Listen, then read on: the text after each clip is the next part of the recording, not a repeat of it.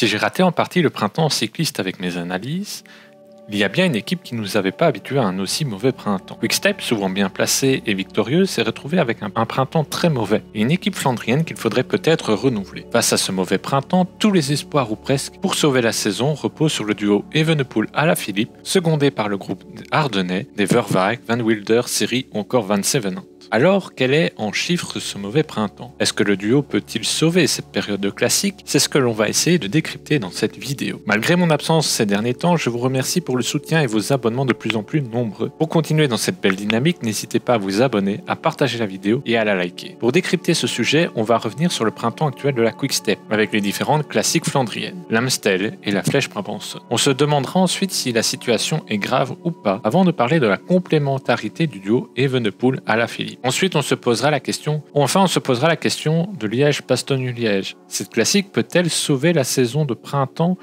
de la Quick-Step? Avant, bien sûr, de conclure cette vidéo. Commençant son printemps par l'Omlotot Nieuwsblad, l'équipe signe une prestation en demi-teinte pour une rentrée avec une 9e place de Florian Sénéchal. Et le reste des coureurs ayant fini la course dans le groupe à 1 minute 30. Le lendemain, l'équipe remonte en selle avec la victoire de Fabio Jakobsen sur Kuurne-Bruxelles-Kuurne, malgré qu'il soit le seul dans le premier groupe et le second coureur, seulement 74e. Sur le Samin, Bert van Lerberg, proche de la victoire, signe une 8e place en étant avec les meilleurs. Avec ce début un peu moins emballant que l'accoutumée, la réaction vient sur les Strade Bianche où si Alaphilippe est hors jeu sur chute, Asgreen réalise une belle course derrière Tadej Pogačar intouchable et finira 3e de cette même course. La suite commence par la Nokere course avec une nouvelle prestation solide de Bert van Lerberg, 4e ce jour-là, et les 10 et 11e places de Steimle et Vernon. La Bredene Classic, c'est encore Van Lerberg qui réalise un top 10. Milan-San Remo aurait pu sauver cette continuité de résultats plutôt mauvais. Sénéchal dans le bon groupe est victime d'ennuis mécaniques. Il ne sait pas sprinter au mieux de ses qualités et finira 14e. Si l'équipe sait maintenant que la partie importante de la saison commence avec la classique Brugg de Panne, où le sprint ne se passe pas du tout comme prévu et où Morkov réalise une 11e place alors que l'on visait sur la victoire de Cavendish, seulement 26e derrière Van Lerberg 24e. Faut bien se dire que d'autres échéances arrivent derrière, avec notamment le 3, qui est la première vraie grande échéance avant le Tour des Flandres, et cette semaine de préparation à cette grande messe du cyclisme. Derrière le duo de la Jumbo-Visma intouchable, la Quick-Step semble impuissante et dépassée par l'équipe néerlandaise. Asgreen tire son épingle du jeu cependant en contre, mais finit dernier du groupe des favoris à 1 minute 36 et à la 10e place. Il faut attendre ensuite 6 minutes pour voir un membre du Wolfpack arriver. Sur Gant-Wevelgem, ce n'est pas mieux avec une 38e place de Asgreen à 8 secondes de Girmay. La Dwarsdorf-Vlaanderen aurait été l'occasion de se rattraper avant le Tour des Flandres, mais seulement Steimle semble émerger avec sa 14e place, mais déjà à 3 minutes 48, un peu avant Yves Lampaert. Le Tour des Flandres est alors une occasion importante, mais l'équipe se plante et Asgreen finit asphyxié par le rythme de Pogačar. Quick-Step est en dehors du top 10 et même du top 20 avec seulement la 23e place d'Asgreen qui devance dans le même groupe Yves Lampaert. Sur le Scalde Prijs, l'équipe continue sa spirale négative avec une équipe largement à contre-coup qui ne peut pas lutter à la victoire avec une petite 15e place de Jakobsen. Reste alors Paris-Roubaix dans les classiques flandriennes et si l'équipe revivait grâce à Lampaert pour un top 3, la malchance va encore frapper et Lampaert finit seulement 10e après une chute impressionnante laissant un goût amer alors qu'il pouvait viser la 2e ou 3e place. Le week-end avant Roubaix, l'Amstel Gold Race signait un drôle d'entre-deux avec un mix de Flandriens et d'Ardennais alignés par l'équipe. Asgreen se montre plutôt à l'aise et même en meilleure forme que le week-end précédent et finira 6e à 20 secondes. L'équipe aussi retrouve une densité intéressante dans le top 40 de la classique. Alors le début des classiques ardennaises est déjà meilleur, mais le duo Alaphilippe et Evenepoel va rentrer en jeu sur la Brabantse Pijl. Si l'équipe devance la course avec Evenepoel et Alaphilippe qui reste bien au chaud avec une équipe tout autour de lui, dans le peloton, eh bien une chute va venir totalement changer les plans puisque Alaphilippe va chuter à cause d'une manœuvre un peu scabreuse de la voiture Quick-Step et alors Alaphilippe peut sembler incertain voire diminuer en vue des prochaines échéances. De ce que l'on a vu de la Flèche Wallonne, cela ne semble pas être réellement le cas. Evenepoel limite sur les monts pavés mais est néanmoins intéressant avec une 6e place malgré un sprint houleux, où il aurait pu peut-être prétendre à une meilleure position. Van Sevenen sera 14e, montrant que le groupe ardennais semble être dans des bonnes dispositions. Alors, après ces résultats bruts, peut-on dire que la situation est grave? La réponse est clairement non, car d'autres équipes sont dans des positions bien plus délicates, à l'image de la DSM par exemple. Derrière ça, on peut quand même dire que les domaines de prédilection de l'équipe belge, à savoir les Flandriennes, eh bien le résultat brut avec seulement une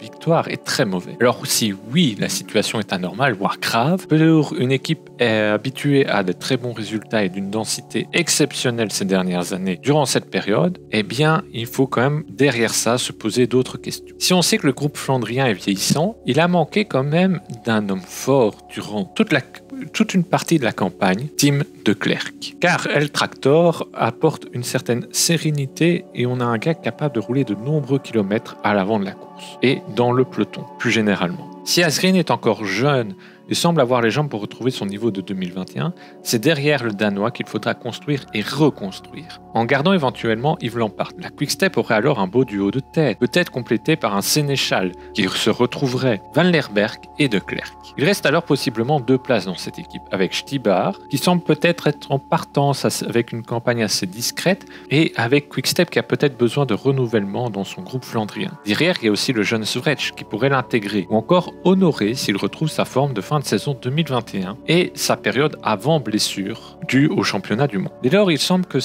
renouveler l'équipe soit intéressant, mais il faut encore trouver les bons profils, soit en interne, soit en recrutant, mais en recrutant intelligemment. Faut pas oublier non plus que la concurrence est densifiée.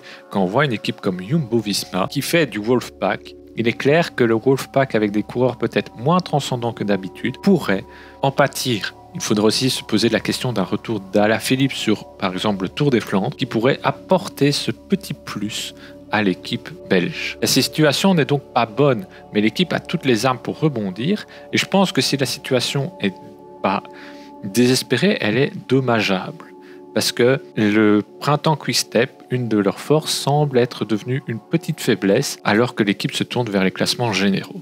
Alors parlons maintenant enfin du duo complémentaire, Alaphilippe et Evenepoel. Ce duo semble complémentaire et en bonne forme qui plus est. Alors, si ce duo a déjà fait des belles preuves autour du Pays Basque, par exemple, ou sur Tirreno Adriatico, où les deux coureurs ont tour à tour aidé l'autre afin de se positionner pour la victoire ou le classement général, eh bien, on a un vrai retour de manivelle, soit d'Evenepoel pour Julien Alaphilippe, soit de Julien Alaphilippe pour Evenepoel. Alaphilippe, par son accélération, son double kick et sa vitesse au sprint, en petit comité, est un coureur dangereux dans une finale et à qui il manque depuis quelques années ce petit quelque chose pour gagner Liège-Bastogne-Liège. Derrière Evenepoel, le prodige belge brille sur les classiques de par ses attaques lointaines, son anticipation de course et souvent sa capacité à arriver seul. Et quand on a un coureur qui peut gagner de loin et un coureur qui peut attendre et courir à minima pour arriver le plus frais possible à l'arrivée, on obtient alors un véritable duo complémentaire. Et on a donc là un véritable duo qui peut fonctionner avec des coureurs différents de très haut niveau qui peuvent prétendre à la victoire sur des profils accidentés, à l'image d'Evenepoel qui dans une finale peut amener dans un fauteuil Alaphilippe, et Alaphilippe qui peut lancer la course de loin avec Evenepoel, se reposer sur le Belge et arriver très frais dans une finale. Duo complémentaire qui bosse ensemble et qui est difficile à marquer ensemble. Dans le sens où, si vous marquez Evenepoel et qu'Evenepoel attaque, il faut contrer cette attaque, soit en allant le chercher, soit en réalisant l'attaque avec lui. Derrière, vous avez Alaphilippe qui est prêt à bondir, qui attend sagement et qui peut rapidement venir contrecarrer vos plans. Alors on arrive à une question centrale pour moi. Liège-Bastogne-Liège peut-il sauver le printemps de la Quick-Step? Avec la Flèche Wallonne qui s'est finie sur une 4e place assez décevante d'Alaphilippe, la question est réellement importante. Durant cette flèche, le collectif Quick-Step a semblé être à la hauteur des événements et être très dense. Toutefois, dans le final, Alaphilippe n'a pas pu répondre présent et s'est retrouvé avec un Evenepoel qui cherchait trop Alaphilippe au pied du mur de oui. Avec Evenepoel qui a fini aussi la course totalement en roue libre et à son aise. Et on a retrouvé un Alaphilippe mal placé qui subit dans la roue de Pogačar pas au mieux une perte de vitesse qui lui sera sûrement fatale pour jouer la victoire et donc qui se terminera par cette 4e place. Avec un duo annoncé sur un pied d'égalité lors de Liège-Bastogne-Liège, eh bien cette classique ressemble de plus en plus à la classique de la dernière chance pour sauver un peu le printemps. Et il est possible d'avoir un très beau résultat avec un Remco Evenepoel qui devance la course, course et qu'ici il est repris dans le final pour aider Alaphilippe, surtout si la reprise se fait après la Rochefoucauld. Liège-Bastogne-Liège devient alors une classique à ne pas rater, mais il ne faudra pas la rater dans le sens il faut être performant, dense, mettre des hommes dans le top 10, voire même dans le top 3, voire la gagner. Mais peut-on dire de là que ne pas remporter Liège-Bastogne-Liège serait un échec? Cela va dépendre de la course, des conditions de course et des événements de course. Alaphilippe peut très bien finir 3e de Liège-Bastogne-Liège, alors que Quick-Step a dynamité la course, avec Evenepoel, avec Alaphilippe qui après été très constant, mais qu'un groupe de 2 sorti au sommet de la Rochefoucauld est plus fort, puisse par exemple régler ce monument. Tout est envisageable, comme un Pogačar ou un Van Aert qui viendrait surclasser Alaphilippe au sprint. Tout est possible dans cette classique et donc il ne faut pas non plus dire qu'une non-victoire sur Liège-Bastogne-Liège serait évidemment quelque chose de gravissime et ruinerait totalement le printemps des Quick-Step déjà pas très glorieux. Non, je pense qu'en dehors d'un top 5 voire d'un top 10, cela serait un échec pour la Quick-Step. Dans cette vidéo, nous avons vu le mauvais printemps de la Quick-Step, mais on a aussi parlé de la possibilité de renouveler ce groupe flandrien tout en abordant le duo qui tentera de sauver les meubles du printemps sur les Ardennaises. Alaphilippe et Evenepoel apparaissent complémentaires et sur un pied d'égalité. Ce duo est attendu et affiché comme le duo de favoris du 4e monument de l'année. Mais attention que les autres équipes sont aussi solides, à l'image de la Bahreïn, et qu'il ne faudra peut-être pas tout miser sur un seul sprint sur les quais de Liège, là où Alaphilippe semble avoir quelques soucis depuis 2 ans. Quand on voit que UAE, avec Hirschi et Pogačar et Ulissi ont aussi de très bonnes cartes, sans compter les cartes de la Jumbo-Visma, Benoot, Van Aert et Vingegaard. Liège-Bastogne-Liège peut alors permettre au duo de sauver ce printemps de la Quick-Step. Ce duo en est-il capable? Liège-Bastogne-Liège peut-elle permettre à Evenepoel de lancer une course débridée de loin et de la gagner avec la manière? Alaphilippe gagnera-t-il enfin Liège-Bastogne-Liège? Et pourra-t-il vaincre sa malédiction sur cette classique? N'hésitez pas à répondre à ces commentaires et à ces questions dans les commentaires. N'hésitez pas non plus à vous abonner, vous êtes de plus en plus nombreux et cela fait extrêmement plaisir. Partagez aussi la vidéo, nous on se retrouve là peut-être la semaine prochaine pour une nouvelle vidéo